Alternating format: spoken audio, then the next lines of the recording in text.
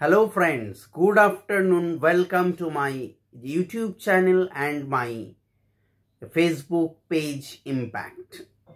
So আজকে একটা নতুন টপিক নিয়ে এলাম, সম্পূর্ণ নতুন। এই টপিকের ওপর ভিডিও চ্যানেলে আগে দিয়েছি একটা, কিন্তু এই ভিডিও টপিকের ওপর বানাইনি। সেটা হচ্ছে কেমিস্ট্রি বা রসায়ন। একদম বেসিক আউটলাইনটা আজকের এই ভিডিওতে বলবো। ভালো লাগলে জানাবে, কমেন্ট করো অবশ্যই, তোমাদেরই চ্যানেল এটা।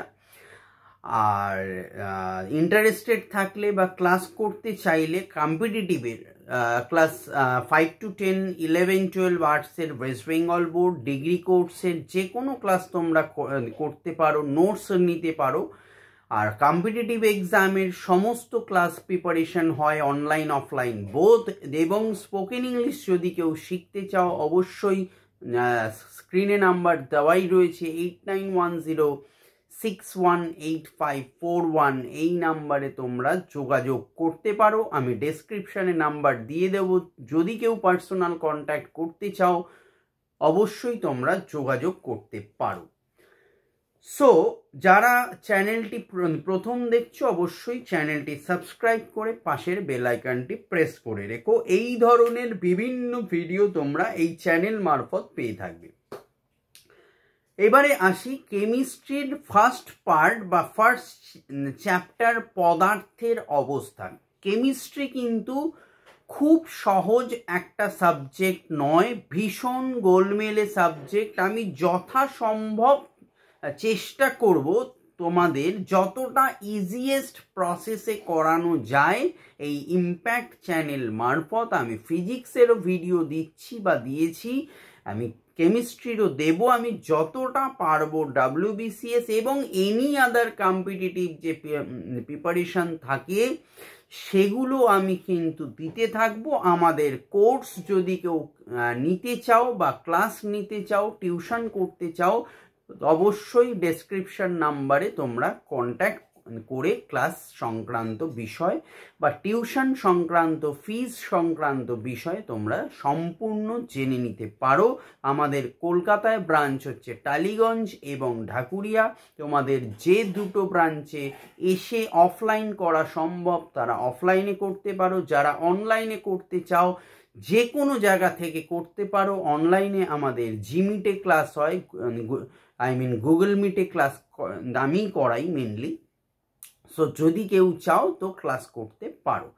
এবার টপিকে আসি। প্রথম কোয়েশ্চেন, পদার্থ কাকে বলে? দেখো সংজ্ঞাটা বা ডেফিনিশনটা, যা ইন্দ্রিয় গ্রাহ্য, যার ভর তথা ওজন আছে, যা কিছুটা স্থান দখল করে আছে এবং যার জাড্য ধর্ম আছে তাকে পদার্থ বলে। 2 নম্বর কোয়েশ্চেন, পদার্থ কি কি অবস্থায় থাকতে পারে উদাহরণ দাও। এই প্রশ্নটা একটু ডিটেলে আলোচনা করি, তাহলে দেখো অনেকটা তোমাদের কনসেপ্টটা ক্লিয়ার হয়ে যাবে কেমিস্ট্রির ফার্স্ট পার্টটা।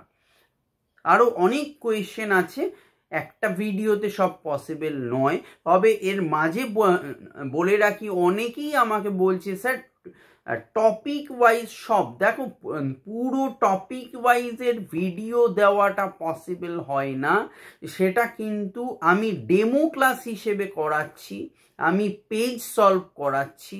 আমি ডেইলি প্রায় WBCS এর কালকেও পেজ দিয়েছি 35টা 40টা সেট করে প্র্যাকটিস সেট সলভ করিয়ে দিচ্ছি।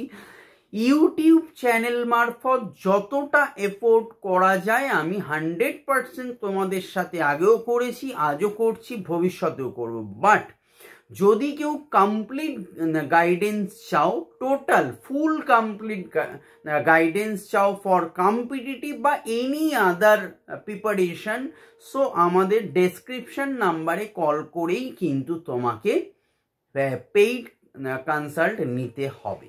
ওকে, সো পদার্থ আমরা সাধারণত 3টি অবস্থায় দেখতে পাই বা থাকি।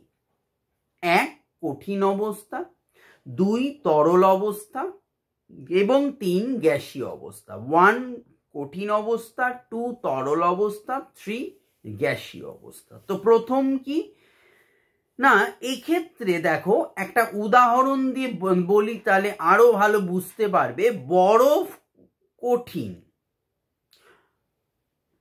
তাপ দিলে বরফ গলে জল হয়, এটি তরল অবস্থায় পরিণত হলো। আবার জলকে উত্তপ্ত করলে তরল বাষ্পে পরিণত হয়, এটি বাষ্পীয় বা গ্যাসীয় অবস্থা। অর্থাৎ একই পদার্থের 3টে ভার্সন পেলাম বা ভ্যারিয়েশন পেলাম। বরফ কঠিন ছিল, তাকে তাপ দিলাম, তরলে পরিণত হলো। তরলটা বা জলটাকে আবার গরম করলাম, কি হবে? বাষ্পে পরিণত হবে। একই পদার্থের 3টে রূপ পেলাম আমরা। এটা একটা উদাহরণ দিলাম। কঠিন পদার্থ কাকে বলে?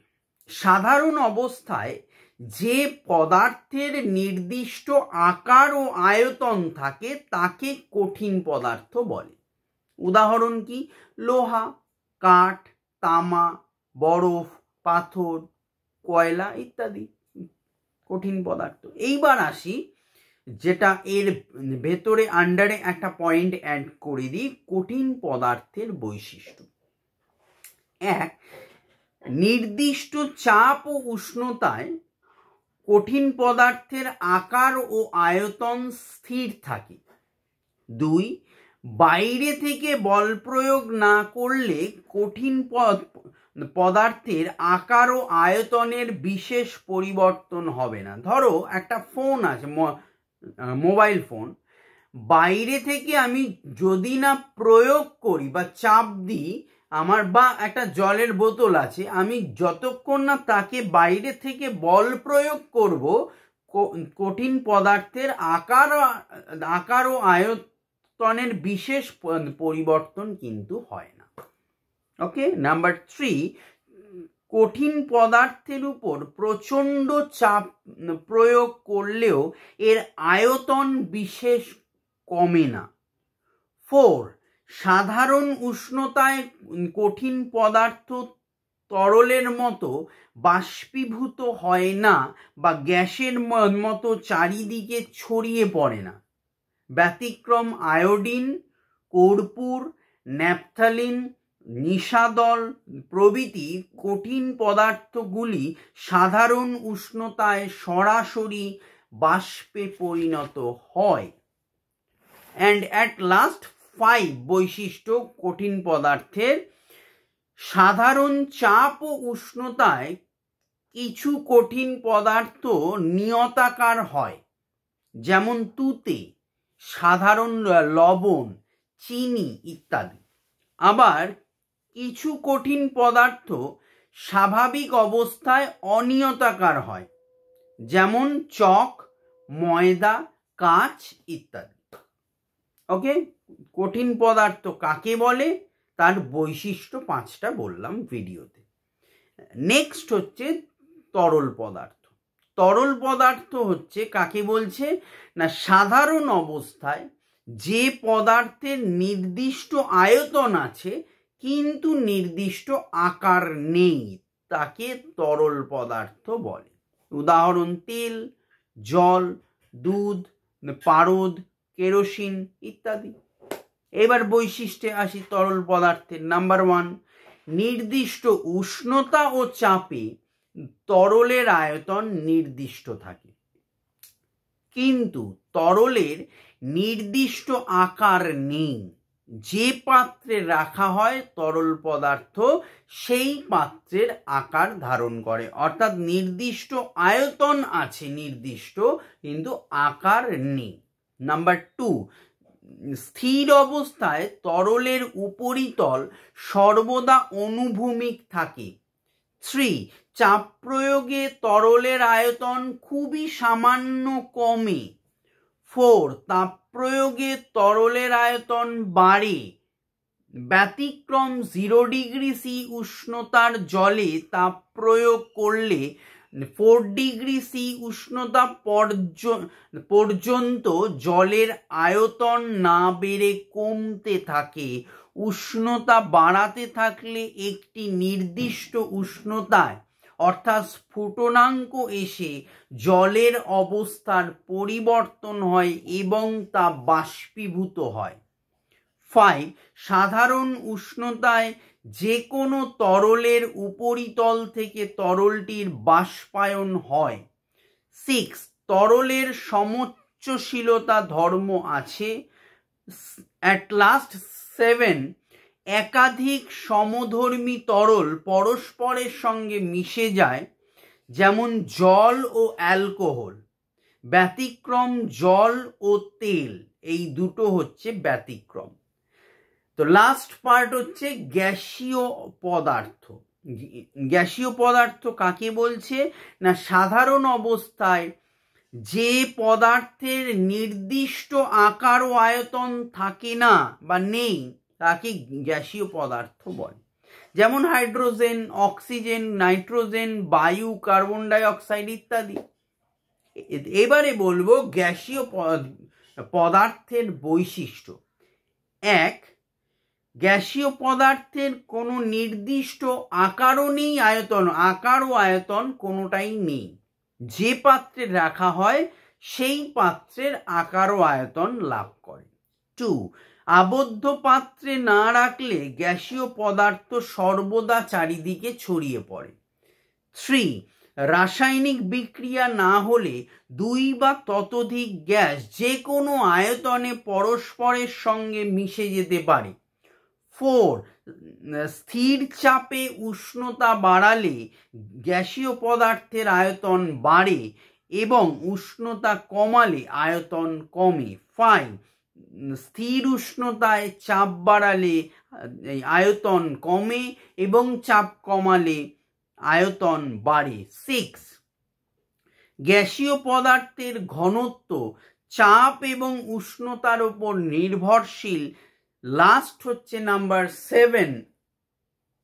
চাপ ও উষ্ণতা এক থাকলে সম আয়তন সব গ্যাসে সমান সংখ্যক অণু থাকে। সো এই হলো আজকের ভিডিওর টপিক, যে পদার্থ কাকে বলে।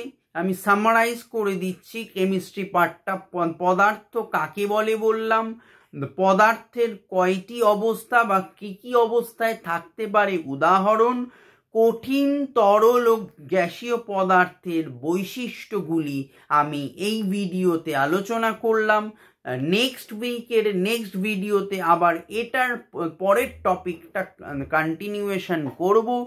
সো যারা ভিডিওটি প্রথম দেখছো অবশ্যই ভালো লাগলে লাইক দিও, প্রচুর শেয়ার করো এবং চ্যানেলটি সাবস্ক্রাইব করে পাশের বেল আইকনটি প্রেস করে আমার সঙ্গে থেকো। ভালো থেকো। All the best. বাই।